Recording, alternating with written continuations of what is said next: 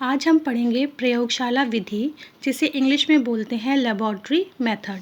इस विधि को संक्षेप में हम प्रयोग विधि या एक्सपेरिमेंटल मेथड भी कहते हैं। विज्ञान एक ऐसा विषय होता है जिसकी शिक्षा हमें प्रयोगशाला में अच्छे से प्राप्त हो सकती है। प्रयोगशाला की मदद से ही हम विज्ञान की वास्तविक शिक्षा प्राप्त कर सकते हैं। प्रयोगशाला में बालक क्या होता है, स्वाभाविक परिस्थितियों में कार्य करता है। प्रयोगशाला में वो प्रैक्टिकल को करता है, गणना करता है, रिकॉर्ड लिखता है, परिणाम निकालता है और उसके बाद उस समस्या को हल करना सीख जाता है। और यदि उसे कोई समस्या आ रही है, उसका हल वो नहीं ढूंढ पा रहा, तो वहाँ पर टीचर भी होता है जो एक गाइड की तरह उसकी मदद करता है। अब अगर हम प्रयोगशाला विधि का प्रयोग करते हैं तो हमें कुछ आवश्यक बातों की भी जानकारी होनी चाहिए। तो सबसे पहले हम क्या करते हैं कि प्रयोगशाला में प्रयोग करते समय आवश्यक क्या होता है कि जो भी सावधानियां हैं उनकी एक सूची बना लें और प्रयोगशाला में लगा दें, जिससे बच्चों को पता हो कि उन्हें क्या करना है और क्या नहीं करना है। जो भी प्रयोग बच्चों से कराया जाना है उससे संबंधित जो भी जानकारियाँ हैं वो बच्चों को पहले ही दे दी जाएँ। तीसरी बात, बच्चों को पूरे सोचने और चिंतन करने के पर्याप्त अवसर प्रदान किए जाएं। कार्य जो है पूर्व नियोजित तरीके से कराया जाए। बच्चों को स्वतंत्रता देनी चाहिए कि वो अपने सुझाव दे सकें। प्रायोगिक कार्य जो हो छात्रों के मानसिक स्तर के अनुकूल हो। जैसे 10th का स्टूडेंट है तो उसका 10th के हिसाब से उसके मानसिक स्तर के अनुसार से उसका प्रैक्टिकल होना चाहिए। 12th का प्रैक्टिकल है तो वो उनके IQ के हिसाब से या मानसिक स्तर के अनुसार होना चाहिए।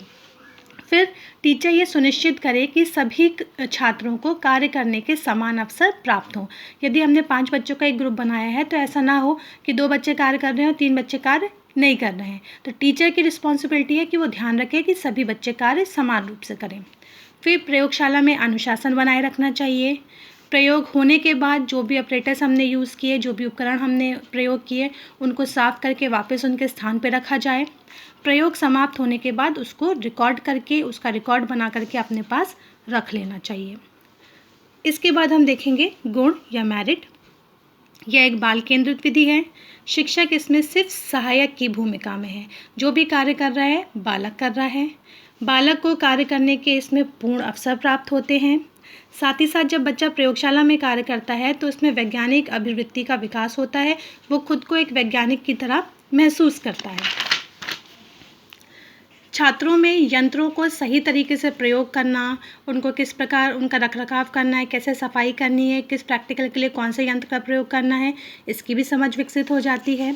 फिर बालकों में प्रयोग, प्रेषण और चिंतन क्षमता का विकास होता है। जैसे कि सभी विधियों के कुछ दोष होते हैं, इसके भी कुछ दोष हैं जो हम अब देखेंगे।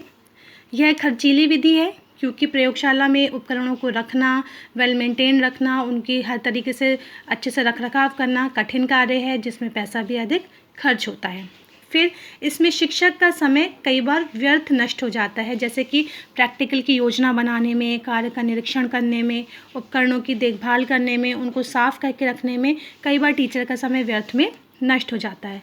फिर इस विधि से हम पूरे सिलेबस को या पूरे पाठ्यक्रम को नहीं पढ़ा सकते, क्योंकि हर विषय या हर टॉपिक को पढ़ाने के लिए हमें प्रैक्टिकल की या लैब की ज़रूरत नहीं होती।